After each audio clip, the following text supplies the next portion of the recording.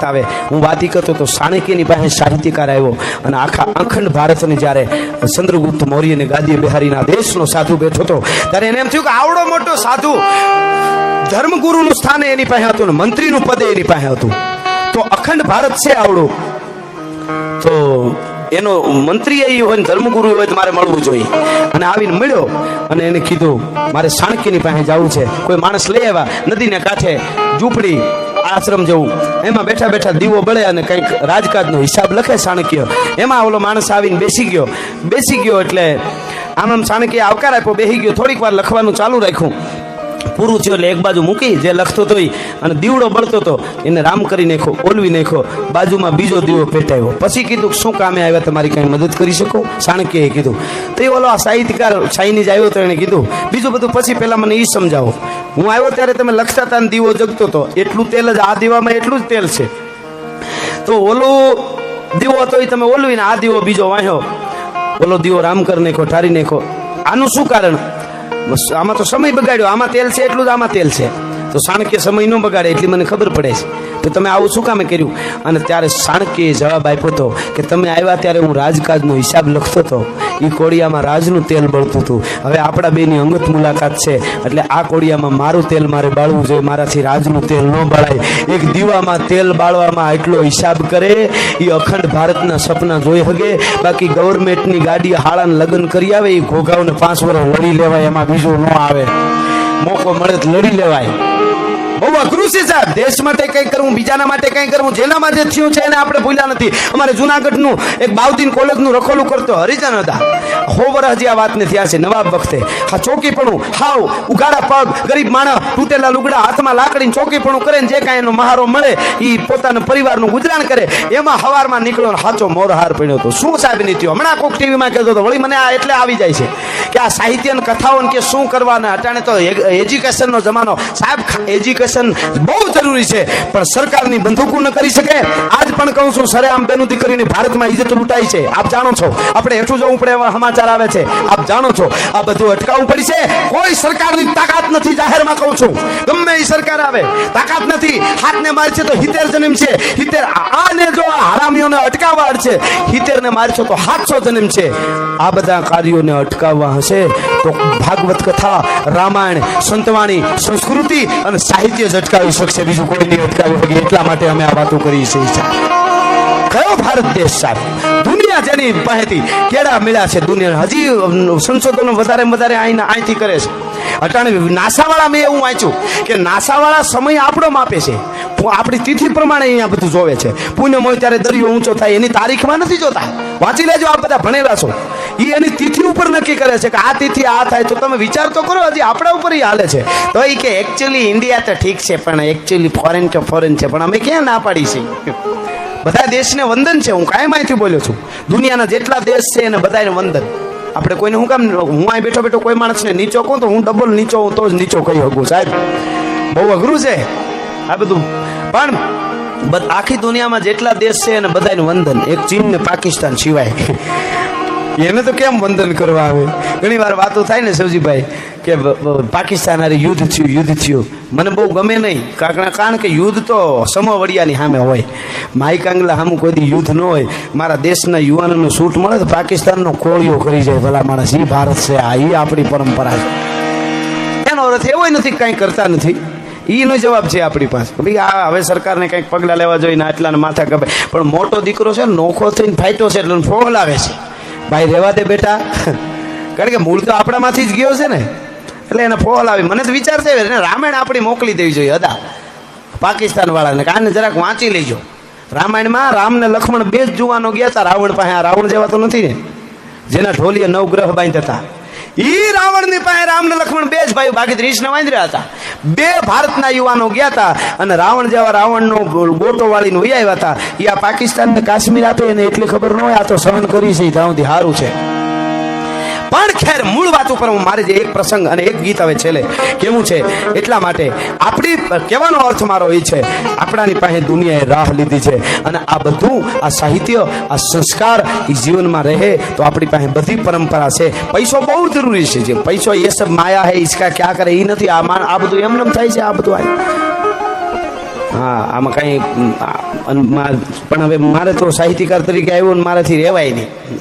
આવડું મોટું ખડકું છે એ એમ ન કહી કે 9 દી તમે ધર્મનું કાર્ય કરો છો તમે એમને કરી નાખો. હા પણ આ તો હું કહું છું, મને કોઈ કીધું નથી.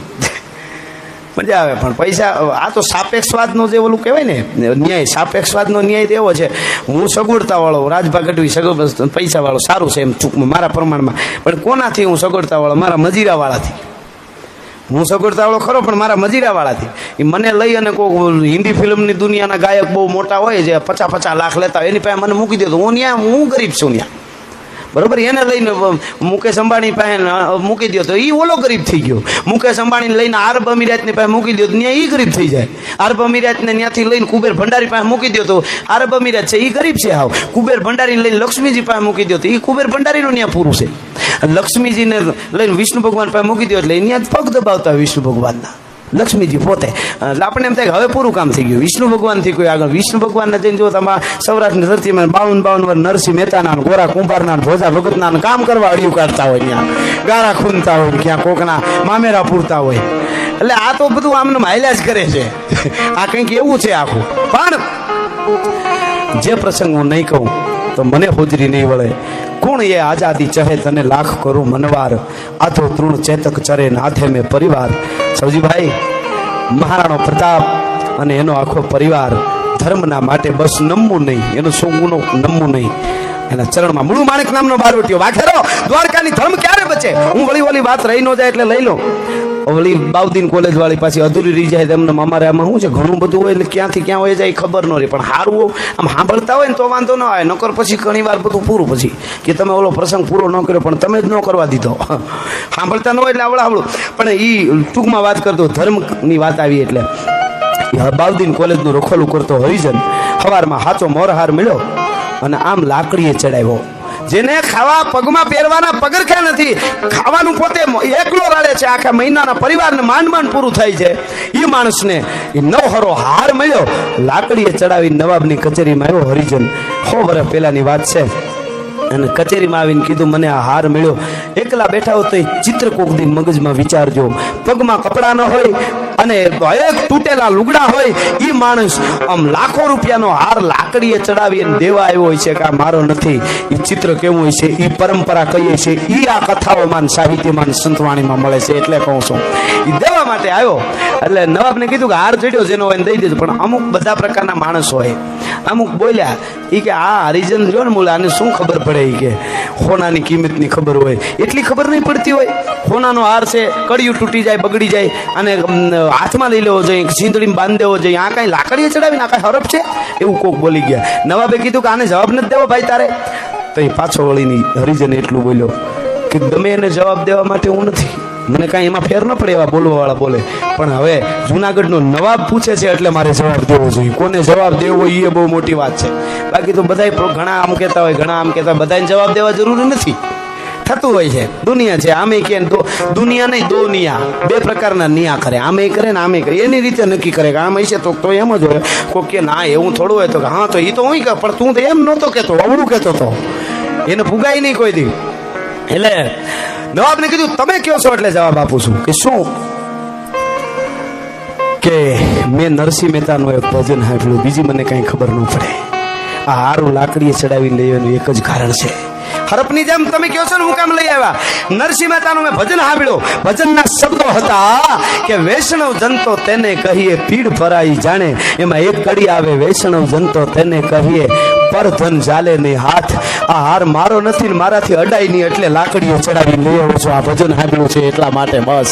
સાહેબ આ ભજન કામ કરે એ બંદૂકુ રાજનીતિ બીવીને કદાચ ન કરે, એ કામ ન કરી શકે. હું ને તમે આ વ્યાસપીઠથી ડરી અને કઈ આપણે કઈ વ્યાસપીઠમાં બેસી છીએ, આપણું કુળ કયું છે, આપણા કુળદેવી ને આપણો ઈષ્ટદેવ, એનાથી બિન જે કામ ન કરી એ ગમે એવી બંદૂકો ગમે એવી સરકારે એનાથી એટલા કોઈ દી નો ભાઈ આપણે સાહેબ આ કામ કરે છે સાહેબ. આને ધર્મ કહેવાય. બાકી રામધન લાગે ગપાલ નો લાગે, બહુ અઘરું છે સાહેબ. ભજન બહુ જરૂરી. પાછી અવળી નોંધ લેતા હું કાયમ કહું છું ભજન બહુ આંખમાંથી આહુડા પડી જાય, તાર લાગી જાય, એ વસ્તુ જુદી છે. પણ માવો સોળતા સોળતા દુકાનને ઓટે ઊભો હોય મારા દેશનો યુવાન, અને એમાં મંડળી નીકળે ને આમ મોટા માવો નાખે, આમ ધંધો લાગી ગયો નો લાગે, શાક ભાજી લઈને ઘેરે જા.